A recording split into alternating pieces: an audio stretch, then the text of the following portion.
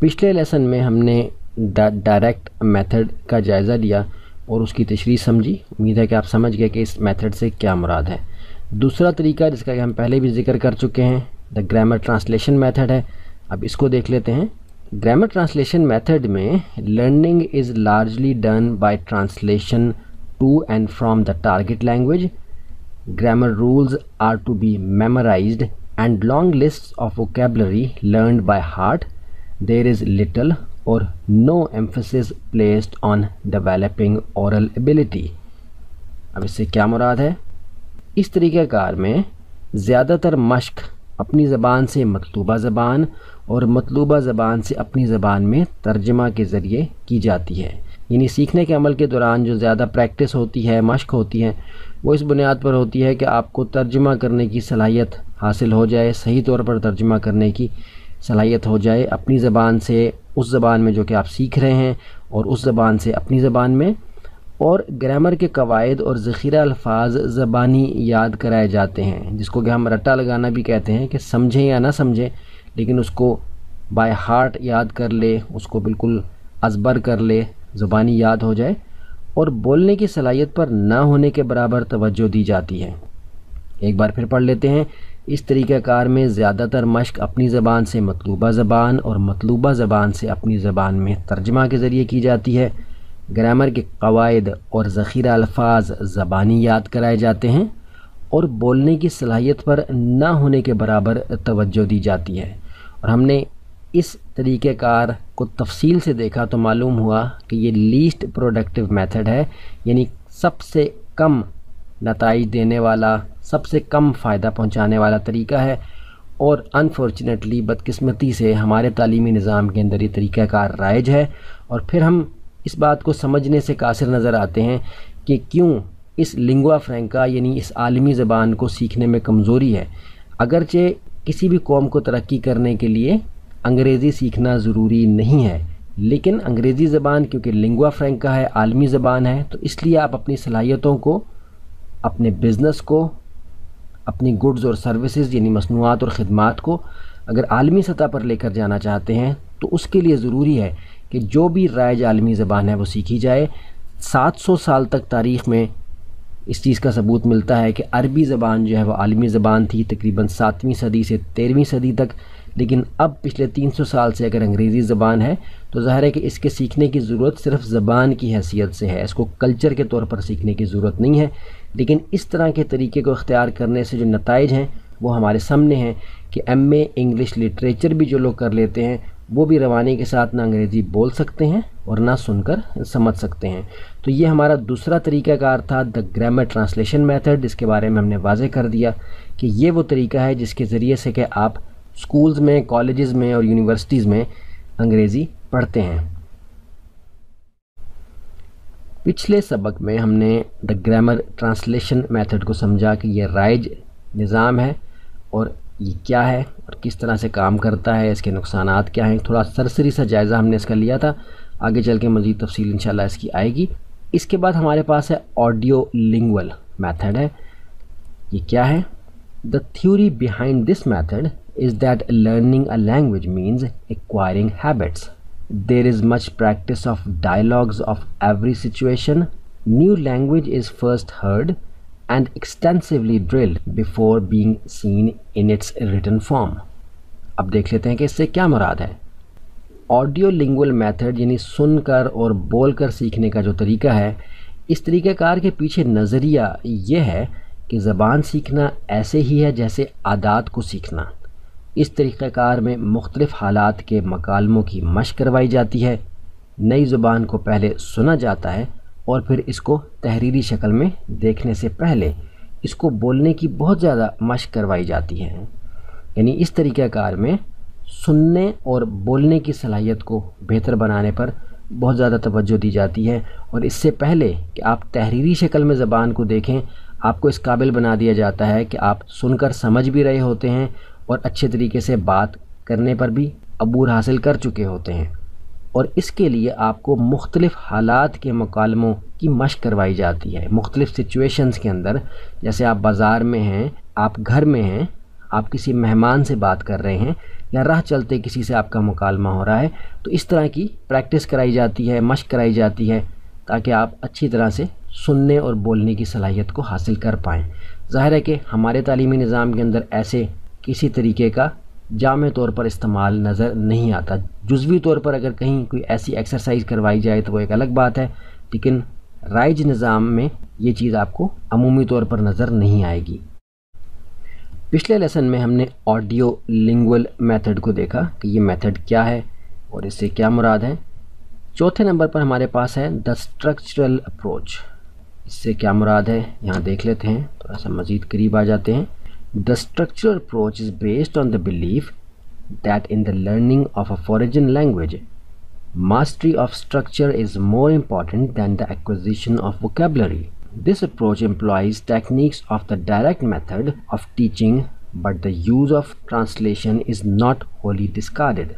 Teaching is done in the situation. Stress given on speech, but reading and writing are not neglected. اب دیکھیے کہ اس method کے اندر جو the direct method جو ہے ہمارے پاس، اس کا ذکر ہم نے پہلے کیا ہے، سب سے پہلے آپ پیچھے جا کر اس کو دیکھ سکتے ہیں کہ اس سے کیا مراد ہے۔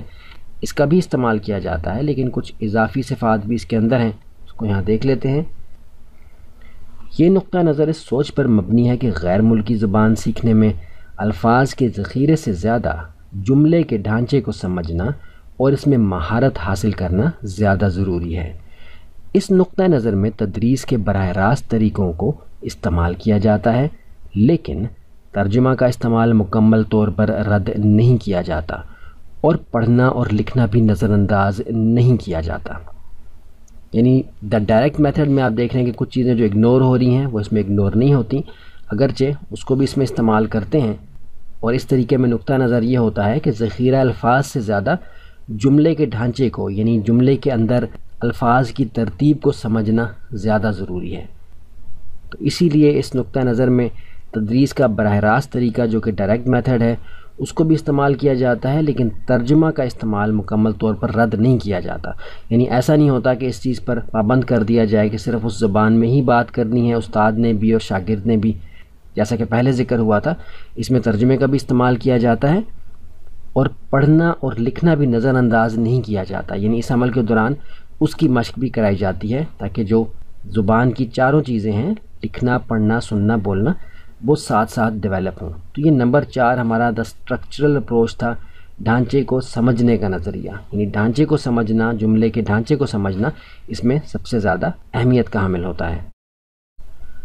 پچھلے لیسن میں، پچھلے سبق میں جو طریقہ ہم نے دیکھا وہ دا اسٹرکچرل اپروچ تھا، اس کی کیا تشریح ہے اور کیا اس کا مقصد ہے، اس کو ہم نے پچھلے لیسن میں کور کیا ہے۔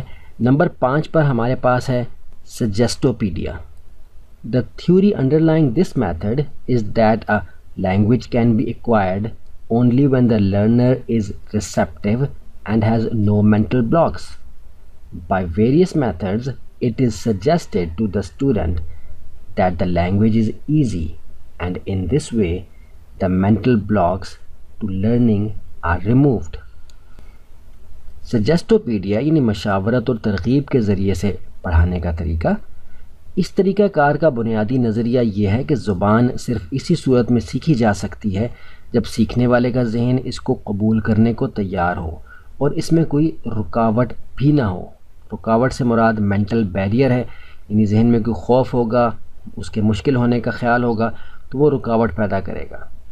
اس میں مختلف طریقوں سے طالب علم کو یہ مشورہ دیا جاتا ہے کہ یہ زبان آسان ہے، اس طرح سیکھنے والے کے دماغ سے رکاوٹ دور ہو جاتی ہے۔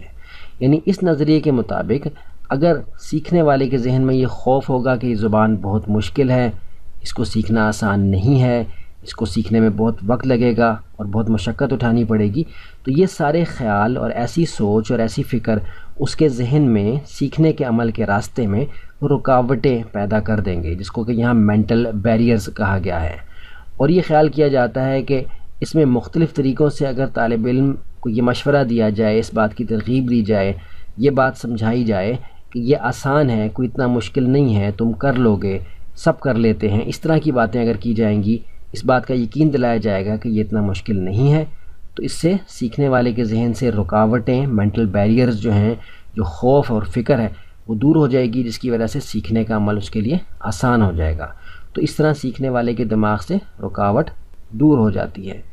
اس تصور کی بنیاد کے اوپر سجیسٹوپیڈیا کا طریقہ کار یعنی مشاورت و ترغیب کے ذریعے سے پڑھانے کا طریقہ جو ہے وہ کام کرتا ہے۔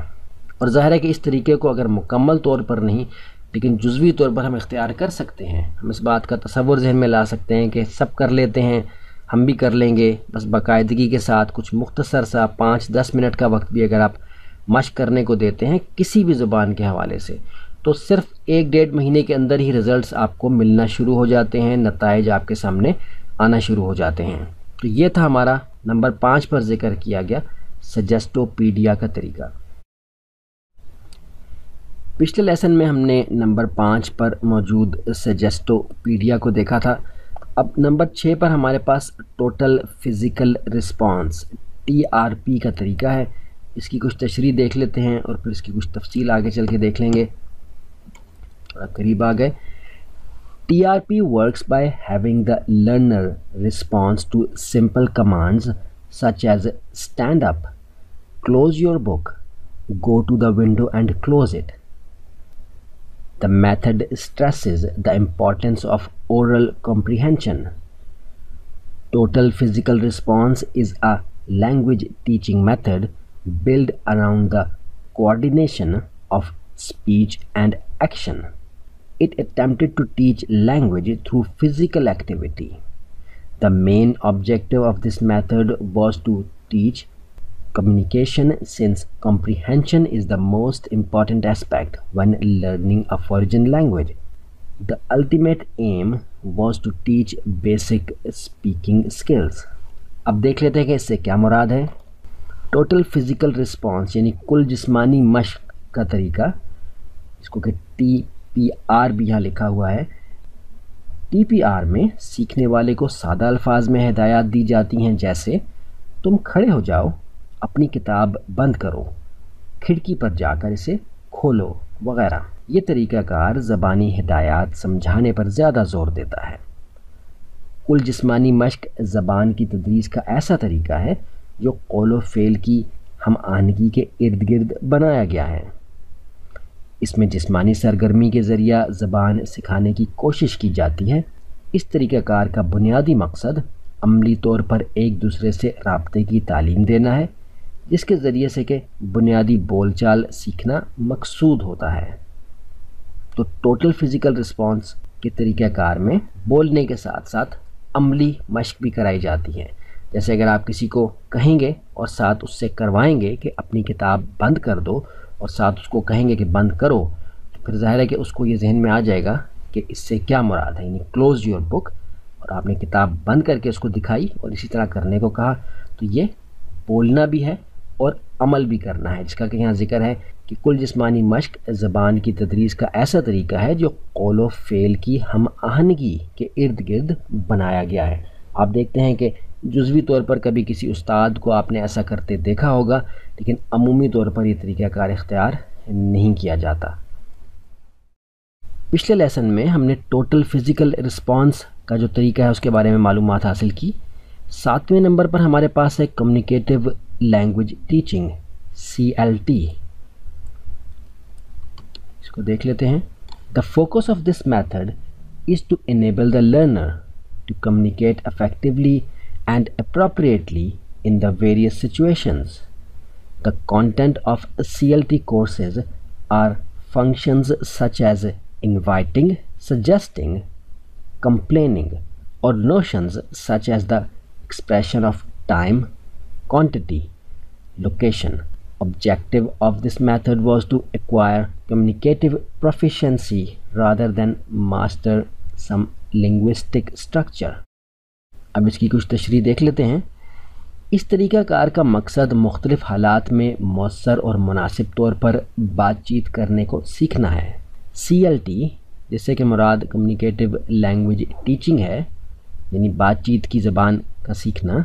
CLT کورسز میں ایسی مشقیں ہوتی ہیں جیسے کسی کو دعوت دینا، کسی کو تجویز دینا، شکایت کرنا یا وقت، مقدار، مقام کے بارے میں بتانا۔ اس طریقہ کار کا مقصد ایک دوسرے سے بہتر رابطے کی مہارت حاصل کرنا ہے، نہ کہ لسانی ڈھانچے کے بارے میں معلومات حاصل کرنا۔